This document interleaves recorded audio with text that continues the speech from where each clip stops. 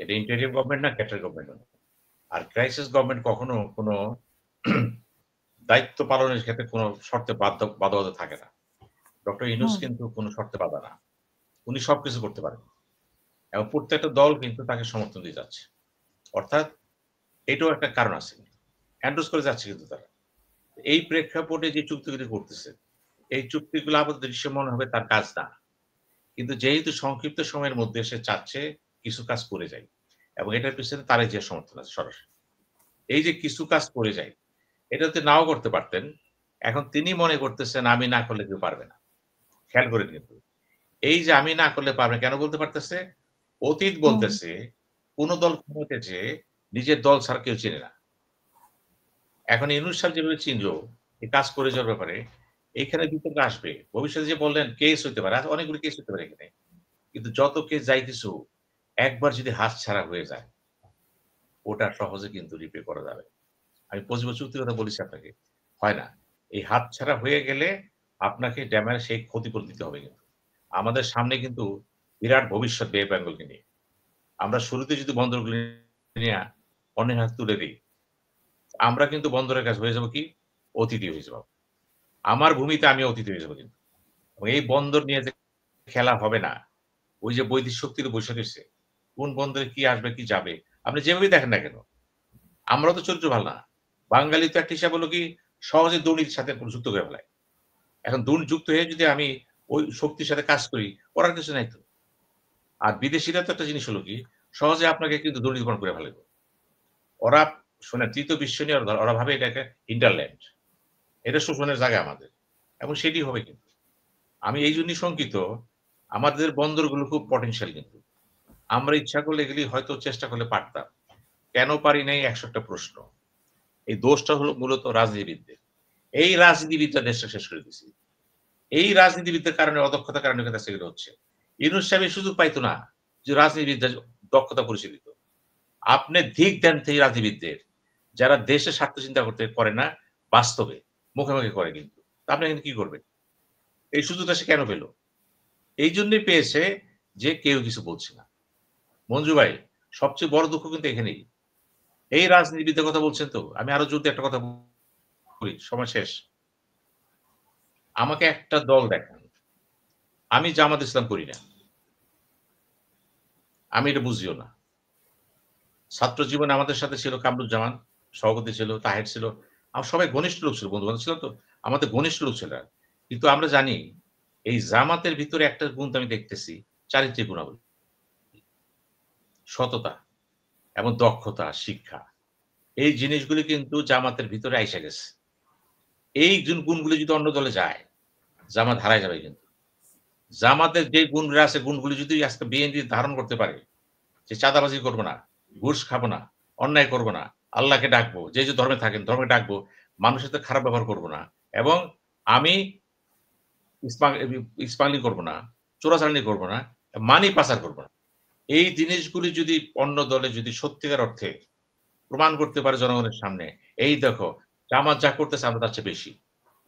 আমি বিশ্বাস করি ওই দলগুলো কিন্তু মডেল হয়ে যাচ্ছে। আমরা কিন্তু মানুষ চাচ্ছি, দল চাচ্ছি না। যেহেতু মানুষের মতো লোক এই সংসদে যারা পার্লামেন্টে যাবে, কতজন পার্লামেন্টে হবে? দেশকে চিন্তা করবে। কতজন গম বিক্রি করবে?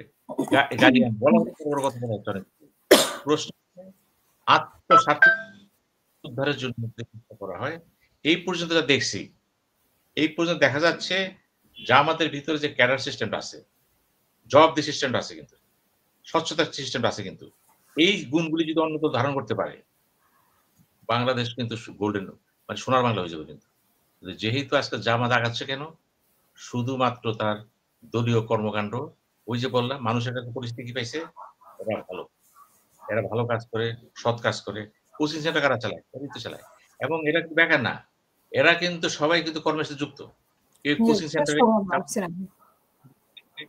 এই জিনিসগুলো ঘটছে। আমার একটাই দুঃখ কিন্তু জামাত ইসলামকে এই মুহূর্তে ট্যাগ করতে পারে কে? Tackle BNP. এখন বিএনপিকে যদি আদর্শিক কাটাগরি দাঁড় করায়, জামাতের কাছে জামাত পাবে 60% বিএনপি পায় 25% ভোট। ওই ক্যাটেগরিতে বলছি আমি। আমি এটা চাই না। আমি চাই বিএনপির ভিতরে সে আদর্শ গড়ে উঠুক, নেতৃত্ব গড়ে উঠুক, ক্ষমতার মোহনা, ক্ষমতার সেবা এটা গড়ে উঠুক। আপনি দেখবেন জামাতের যে বক্তৃতা দেখেননি? ওদের বক্তৃতার যে প্যাটার্নটা, যে বিষয়বস্তু, তাত্ত্বিক বিশ্লেষণ, আর অন্য দলে দেখেন তো ইমোশন, খালি ইমোশন, অবাস্তব কথাবার্তা। এই জিনিসগুলো কিন্তু আজকে আমাদের সামনে এসে গেছে। জামাতও ইমোশন দেখায় যে মহিলাদের ৮ ঘন্টা জায়গায় ৫ ঘন্টা করবে, তারপরে মহিলাদের জন্য এই করবে, সেই করবে, বিভিন্ন ধরনের অফার দিয়ে থাকে। তো এখানেও তো একটা ইমোশনাল আমি ব্ল্যাকমেইল সেটা করার বলছি, চেষ্টা। ইমোশন থাক না, ইমোশন থাক। আমি বলছি আপনার ব্যক্তিগত যে অবয়বটা, তারপরে আপনার অনেকে বলে জান্নাতের উদাহরণ দেখায়, জান্নাতে যেতে পারে দাঁড়িপাল্লায় ভোট উদাহরণ দিলে। এটা এরকম কিন্তু তো আবেগঘন কথাবার্তা বলে ফেলে। আমি জামাতের সমর্থন করতে, আমি বলছি জামাতের যে পরিচিতি আসছে, ব্যক্তি পরিচিতি বলছি সবাই। ওই পরিচিতিটা কিন্তু সব দলে দরকার। সব দলে দরকার। এই জিনিসটা কিন্তু আমাদের নাই। ইভেন যে ব্যাখ্যাগুলো আসতেছে, সেই ব্যাখ্যাগুলো দিচ্ছেন তো আপনারা। বাস্তবটা কি বন্ধু? বাস্তবটা 0+0+0। শেষ করবো আমরা। সুতরাং আমি এখনো বলবো, প্রত্যেকটা দলের উচিত হবে, যে কারণে জামাতের গ্রহণযোগ্যতা রাখান বেড়েছে, ছাত্রদের মধ্যে বেড়েছে, একটাই কারণ কিন্তু ওরা সৎ, দক্ষ, মিথ্যা কথা কম বলে, পরচর্চা কম করে, লেখাপড়া করে এবং মানুষের সাহায্যে আগে আসে নিঃস্বার্থে।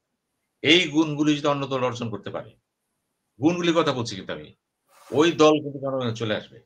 মানুষ যখন দেখবে ধরে না, এ তো আমার সমস্যার সমাধান আসছে। রাইট? হয় নাই তো? আমরা দেখেছি তো এগুলি।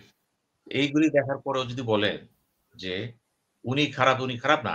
আপনি ভালো, উনার চেয়ে ভালো আপনি দেখাই দেন না কেন? মানুষ তো চাচ্ছে।